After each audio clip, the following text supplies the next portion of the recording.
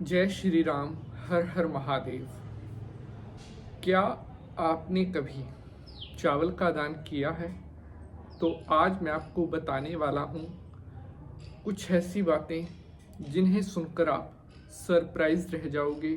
और हमारे हिंदू धर्म में चावल का दान करना कैसा कहा गया है? क्या हर कोई चावल का दान कर सकता है? और अगर आप चावल का दान करते हैं तो इसका क्या परिणाम होता है? आपकी लाइफ पर इसके क्या असर होते हैं? और चावल का दान ना करने से क्या होता है? काफ़ी दिनों से बहुत सारे साथियों के प्रश्न आ रहे थे कि पंडित जी, चावल के दान के ऊपर एक वीडियो बनाएं, उसमें हमें चावल से जुड़ी हुई सारी महत्वपूर्ण बातें बताएं। आज मैं आपको चावल से जुड़े हुए कुछ ऐसे गुप्त रहस्य बताने वाला हूँ जो आज से पहले कभी भी किसी ने आपको नहीं बताए होंगे। हमारे हिंदू धर्म में दान का बहुत महत्व कहा गया है, लेकिन दान करने की भी एक विधि होती है। बेवजह और बिना किसी समय, नक्षत्र, मुहूर्त के दान करना कई बार मनुष्य को संकटों में भी डाल सकता है। दान करते समय अवस्था कैसी होनी चाहिए? हमारा मन, हमारा शरीर किस तरह होना चाहिए, यह भी बहुत ज़रूरी हो जाता है।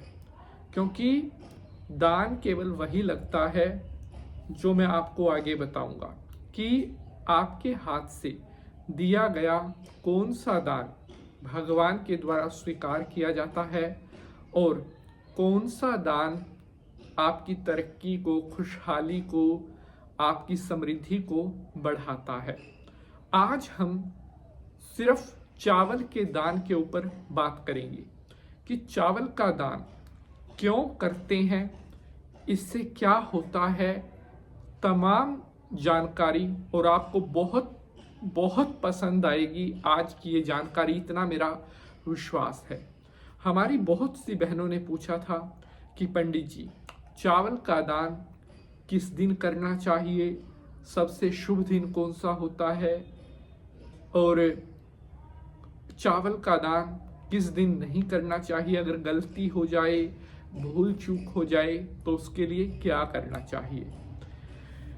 आज चावल से जुड़ी हुई कुछ ऐसी गुप्त बातें जो शायद आपको कहीं पर भी ना मिले, वो आज आपको मैं बताऊंगा। और हमारे मन में हर चीज को जानने के लिए एक जिज्ञासा रहती है। मतलब हमारा हिंदू धर्म या ज्ञान का एक ऐसा सागर है जिसे शायद, मतलब सारी उम्र भी अगर हम सीखते रहें तो भी शायद उम्र कम पड़ जाए, इतना गहरा ज्ञान का भंडार है।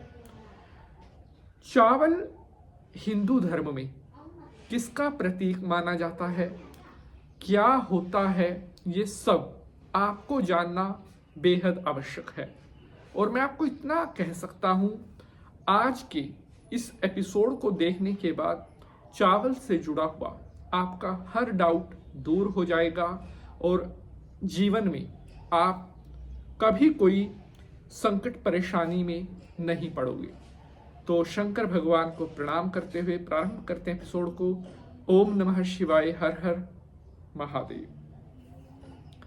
नमस्कार, मैं पंडित नितिन शास्त्री आज के एपिसोड पर आप सभी का हार्दिक स्वागत करता हूं। आशा करते हैं आप सभी सुखी रहें, भगवान भोलेनाथ की कृपा हमेशा आपके ऊपर बनी रहे। हमारे हिंदू धर्म में चावल को धन की देवी माता लक्ष्मी जी का स्वरूप माना जाता है। जी हाँ, चावल को लक्ष्मी कहा गया है। अब बहुत से भक्त कहेंगे कि क्या चावल का दान करना अच्छा रहता है, क्योंकि जब ये लक्ष्मी है तो लक्ष्मी का दान क्यों करें, वो भी मैं आगे आपको बताऊंगा। चावल एक ऐसी वस्तु है जिसका प्रयोग पूजा पाठ में किया जाता है। अक्षत जिसे बोलते हैं, अक्षत का मतलब है जिसका क्षय ना हुआ हो, जो विभाजित ना हो, पूर्ण हो। कोई भी पूजा पाठ, कोई भी अनुष्ठान, कोई भी कर्मकांड तब तक संपन्न नहीं होता जब तक उस पूजा में चावल ना मौजूद हो, क्योंकि भगवान को पुष्प चावल सबसे प्रिय होते हैं। और चावल चढ़ाने से हमें, अगर हम पूजा में चावल देवी देवताओं को चढ़ाते हैं तो उससे हमें अपार धन दौलत की प्राप्ति होती है। अब बात करते हैं, क्या चावल का दान करना चाहिए? तो इसका उत्तर है बिल्कुल करना चाहिए, क्योंकि चावल का जो हम दान कर रहे हैं, हमारे शास्त्रों में लिखा है कि हम जो वस्तु दान करते हैं उसका कई गुना होकर देवी देवताओं से आशीर्वाद के रूप में हमें प्राप्त होता है। चावल क्या है? लक्ष्मी। अगर हम इनका दान करेंगे तो लक्ष्मी जी बेहद प्रसन्न होती हैं और हमारे घर पर वही लक्ष्मी कई गुना बढ़कर हमें प्राप्त होती है। एक बहुत इंपॉर्टेंट चीज मैं आपको बता देता। बहुत सारे भक्तों ने पूछा था चावल का दान किस दिन भूल कर भी नहीं करना चाहिए। तो वह दिन होता है एकादशी का दिन। एकादशी के दिन भूल कर भी चावल का दान नहीं करना चाहिए। जो लोग बिना सोचे समझे एकादशी के दिन चावल का दान करते हैं, ऐसा करने से लक्ष्मी जी रुष्ट हो जाती हैं और घर पर महाघोर भयंकर गरीबी आने लगती है। एकादशी के दिन चावलों को स्पर्श भी नहीं करना चाहिए, क्योंकि एकादशी का दिन भगवान विष्णु जी का दिन होता है और विष्णु भगवान को चावल बेहद प्रिय होते हैं। लेकिन एकादशी के दिन ना तो विष्णु भगवान को चावल चढ़ाया जाता है और ना ही घर पर बनने वाले भोजन में चावल बनाया जाता है। तो एकादशी का दिन होता है, उस दिन भूल से भी चावल को स्पर्श भी नहीं करना चाहिए। तो प्यारे बंधुजनों, एकादशी के दिन चावलों से परहेज करना चाहिए। अब बात आती है किस दिन चावल का दान करना सबसे शुभ माना जाता है। तो वह दिन होता है पूर्णिमा का दिन।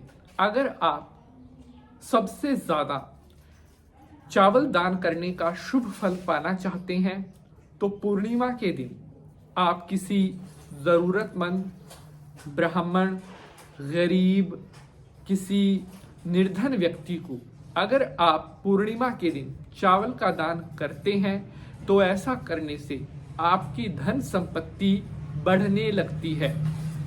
पूर्णिमा के दिन जो लोग सच्चे मन से चावल का दान करते हैं उनके घर में कभी भी गरीबी नहीं आती और चावल का दान करने से माता लक्ष्मी प्रसन्न हो जाती है और ऐसे परिवार जहां पर चावल का दान किया जाता है उन परिवारों में धन दौलत के भंडारे खोल देने लगती है।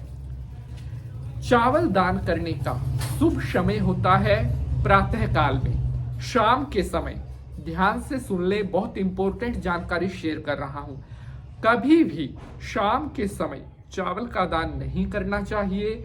जो लोग जाने अनजाने में शाम के समय चावल का दान कर देते हैं, ऐसे लोगों से भी माता लक्ष्मी रुष्ट हो जाती हैं और ऐसे घरों में फिर घोर भयंकर गरीबी छाने लगती है। पूर्णिमा के अलावा शुक्ल पक्ष में पंचमी तिथि के दिन भी आप चावल का दान कर सकते हैं। आप सप्तमी तिथि के दिन चावल का दान कर सकते हैं, जो कि आपके वंश की बरकत, खुशहाली, मान सम्मान, तरक्की को हमेशा बढ़ाने वाला होता है। अगर एपिसोड पसंद आया है तो इसे लाइक शेयर जरूर करेंगे। अब आपसे मुलाकात होगी अगले एपिसोड में किसी नए विषय के साथ। तब तक के लिए हंसते रहें, मुस्कुराते रहें, हर हर महादेव।